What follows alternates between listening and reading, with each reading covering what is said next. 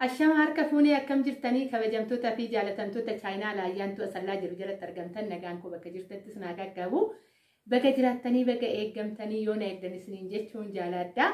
Egaa karrallee viidiyoo takka qabadhee kara keessan dhufeetoo jira. Viidiyoo kana laayik sheer gochuun hiriyoota keessan biraan illee gaan isiniin jedha. Viidiyoo takka waan ajaa'ibaa wayitan meeshaalee wayitan qabadheetoo kara keessan dhufee.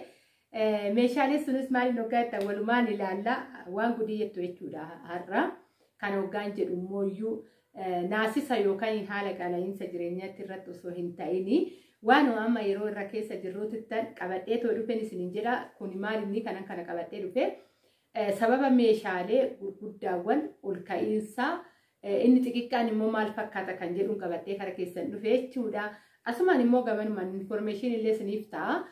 Kara biyyaa waggaa galtanii illee wajjin rakkatan isiniin jechuufani viidiyoo kana laayik sheer godhaa hiriyoota keessan biraan gaa warroonni chaayinaa laayyaantu asallaatiif immoo haarawaa taatan waggaa jiraattan welkaam isiniin jedheetoo jira isin affeere viidiyoo kana hunda keessanuyyuu akkasuma immoo gaafiiwwan na gaafattan filiis obsaan na eeggadhaadha isiniifan qabadheetoo dhufa gaafiiwwan keessan tokkichaayyuu nambisu. Akkasuma lakkoofsa kiyyaallee akkuma baratame guyyaa guyyaadhaan isiniifan teechisan isiniin jechuu jaaladha. Warroonni immoo naannoo irratti hundooftanii naannoo kanarratti meeshaa bitanna jenneeti naannoo san deemtaa waan akkasii jettanillee meeshaa bituudhaaf naannoon hin daangessu gabaa wal fakkaataadha yeroo kana keessan isiniin jechuu jaaladha.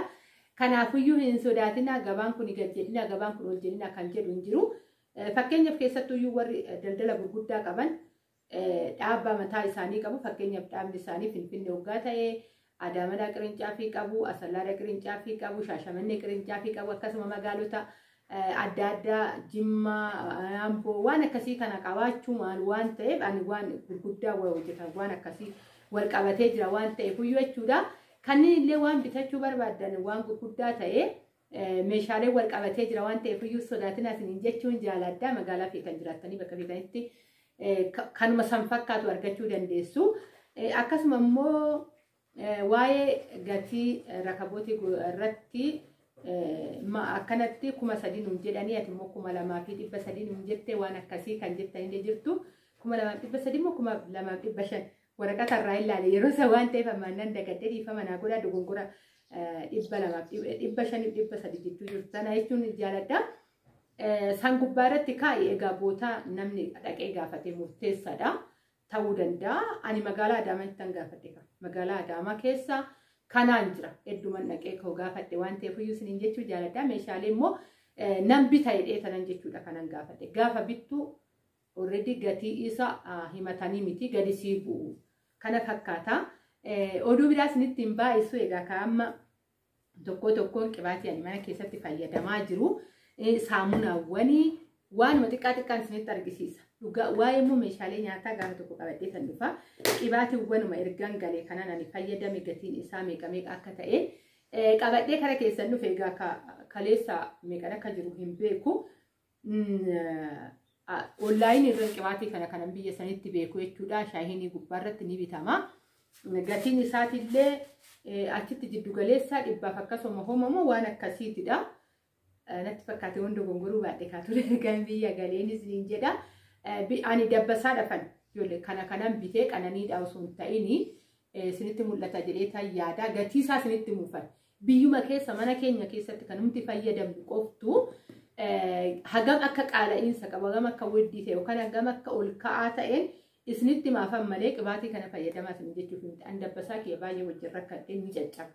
Keessattuu kana lamaaniin dabbasaan koo inumaa waliin madaalu. Dabbasaan kiyya bakka kana jiru dhufee bakka kana gaha jechuudha. Dabbasaan bakka kana jiru immoo bakkuma kanaan tuqu. Ani akkanatti dabbasaan kiyya wulgirgir jedhaadha waan isaa wallan dhugaa. Keessatti quxuxxuu gizeen dhaadhu muri asii kana muriin daganaa haa margu kana muriin daganaa haa margu faana ichisiisaa jira jechuudha.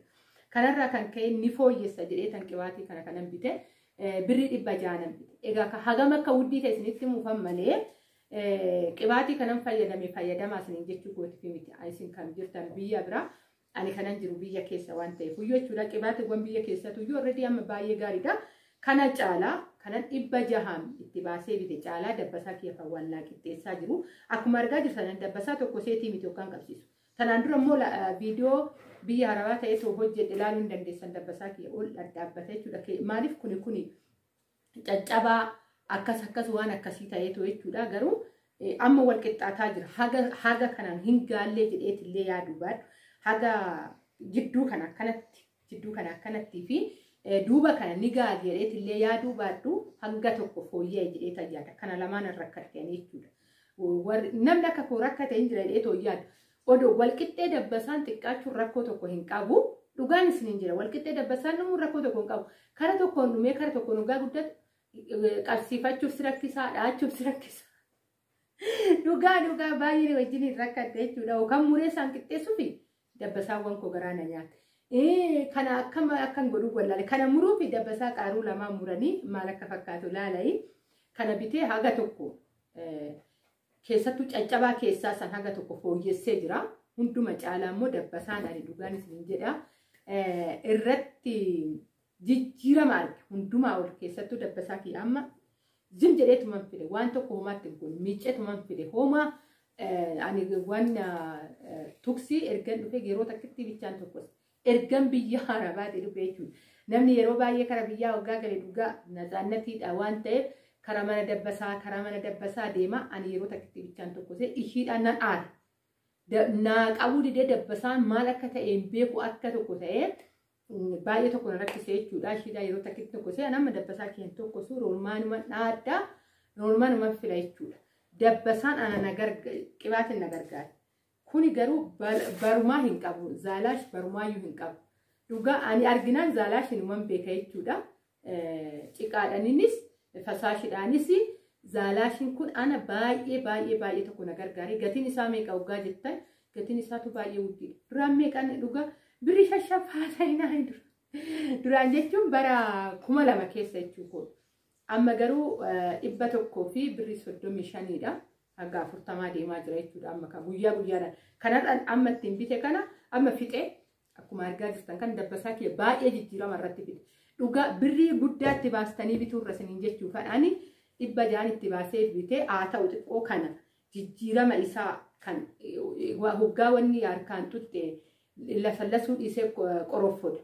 Waan akkasiisan kana lamaan naa jijjiire malee dabbasaa kee wal qixxeessuudhaaf hoggaan qabsiifadhu akka caccabaa tokko keessaa hin baaneef zaalaashidha jechuudha kan na gargaara. Isuma dhugaan isiniin jedha zaalaashii baay'ee anumatu iyyuu fixee dhiqadhe taana isuma itti fayyadama. Anumatu iyyuu fixee fixuu ga'e dhiyoo tanan bite. Jechuun intalli gaafa san dabbasaan leenaa tokkos ta'e dabbasaa tokkosuu dabbasaan kun qabaa barbaada. Dhangala'oo qibaatii dhangala'oo fayyadamiitii miiccitii dhayitii callisituma dibii maasaajii godhaatuma fasaashii dibinaan jettee fasaashii kanan jenne ani immoo calliseetuma kanuma sabara kanuma baratame bitee diingatan jijjiirama ittiin argechuudha dabbasaan kun wallaa qixxaachaa jira. Kanatti fayyadamee haga kana kan 600 baafnu kana yeroo meeqa binna jechuudha yeroo 4 waan akkasii nu bita jechuudha kana barakatullee dhugaa fixe garuu urrii xaqqamame fixeeraa xiqqoo wayitu keessa jira baay'ee ture garuu fayyadame hanga tokko jijjiirama arge garuu hunduma caalaa jijjiiramni nan irratti arge zaalaashidha jechuudha.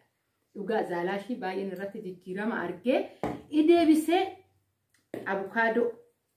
abukaadoon dhugaa abukaadoon illee amma hin jiru. Ana garuu abukaadoon baay'ee caccabaa guura. Innuyyuu meeqa waggaa jettanii too yaaddan jechuudha meeqa abukaadoon amma yeroo kana birrii 55 ishii xiqqishuun tun birrii 55dha. Birrii 55 bitamti garuu garaagarummaa qabdi kan orijinaala fi kan zimjetteetu mataa fi garaagarummaa qabdi orijinaala laaltanii too bitan kunuuti bakka tana mallattoo gurraatti tana laaltanii too bitan jechuudha orijinaala ta'uu ishii ani dambanyaan qaba waan ta'eef dambanyaa biraa hin bite kana fakkaata. Isiniin jechuun jaalladha. Egaa erguuyyuu hin naqinaa fuula duraan achitti looshinii dibadha looshinii fuula biyya sanitti gallaan ani kana baay'een itti rakkadhe yeroo dura galee suuraa kiyya viidiyoo gubbaarratti ilaaluu dandeessan jechuudha kun hundi na dhumate achitti waan an fayyadamu asitti immoo aduutu jira bakka tokko hin teessu olii gad deemta waan ta'eef amma kanan dhiqadhu waan tokko fuula koo fayyadamu akkuma dhugaa ani jechuun looshinii minaamina waan akkasii kan ani ofumaa kiyyaafuu baay'eetti himamu duraanuu alaarjikiin qaba waan ta'eefan achitti looshinii fayyadama looshinii fuulaa baay'ee guddiidha dhugaa niitinuu naan bitoofi kiyyaafan bitadha jechuudha sababbiin isaa alaarjikiin qaba waan ta'eef fuula na ciccita kanaafan looshinii baay'ee guddii ta'een bitee fayyadamaa ture biyya gallaa mana yaalaa tokko hin dhaqne waan tokko hin dhaqne laayivooyin kanaan fayyadame fuuli kiyyaa maxxirratti waan tokko maarratti hin argita fuula kiyya irratti jechuudha xirratti naa jedheetoo jira fuuli kiyya akkuma argaa jirtan kan ani hoggaan bahu waanuma tokko dabbasaa kiyya sirreeffadhee bahuun alatti fuula kiyyatti waanuma tokko galgalas kiseerra fuunuman dhiqadhaa waan biraa homaa waanuma tokko fayyadamu aduun biyyaatu mataa isaatiin waan biraati waan ta'eef jechuudha laayivooyi kana gatii isaa isinitti muufanii birrii 40 seenee jira amma duraan 35 bitaa ture amma 40 seenee baay'ee xiqqoodha baay'ee duraan laal baay'ee guddaadha si dheeraadha qannasaatuma dhufanii kanan isiniin jedha wanti biyya keenya keessatti dabalumtu jiru garuu warri looshinii fayyadamtan biyya waggaa galtanii rakkattu aduun mataa isaatiin nuyyuu rakkisaadha biyyeen bubbeen sitti fidu aduu keessa deemtaan gafee xixilaadha waggaa qabatte aduun ni darba baay'ee rakkisaadha achitti gola keessa waan oolluufidha dhugaa achitti looshinii guddii dambitaa fayyadame asitti garuu saamunaa tan birrii 40 baay'een turtu baay'een turtu numti garuu ta'ullee fuula kiyyaaf wanna tokkomaa kanan duraan kaan saamunuma kanaan dhiqachaa kan fayyadama achitti kana bichaadhaan dhiqadheetu alaarjikiin natti yaa'a jechuudha achitti baay'ee rakkadheen asitti garuu kanuma nan dhiqadheetu deema waaqayyo haa galatuumu homaan an taane mana yaalatillee hin deemne warri gara biyyaa gizee galtan looshinii meekaapii waan adda addaa bituu deemtan tariitii warri manaa hin baanu jettan malee baay'ee rakkisaadha aduun biyyaatti fi aduun achii baay'ee baratamaa miti waan ta'eef iyyuu sin rakkisaa yeroo baay'ee fuulli keenyaaf of eeggannoo godhuu isiniin jechuu jaaladha haga kana ogaan isinitti beekaa waa'ee fuula kiyyaatti fi dabbasaa kiyya fayyadamu ergan galaa jiraat galee isin gaa asumaan immoo bilbila kiyyaa warroota malee bilbila kiyya gaafatan waan jirtaniifu duwwaa 9 45 82 67 45 dha irran deebiyaa duwwaa 9 45 82 67 45 dha kanaan argachuu dandeessanii isiniin jechuun jaaladhaa yaada waggaa qabatan keessanillee kottayi bakka jirtanitti nagaa waaqayyo isiniif haa baay'atu haga viidiyoo biraatiin walitti deebinutti baay'ee isin jaaladhaa baay'ee isin kabaja nagaa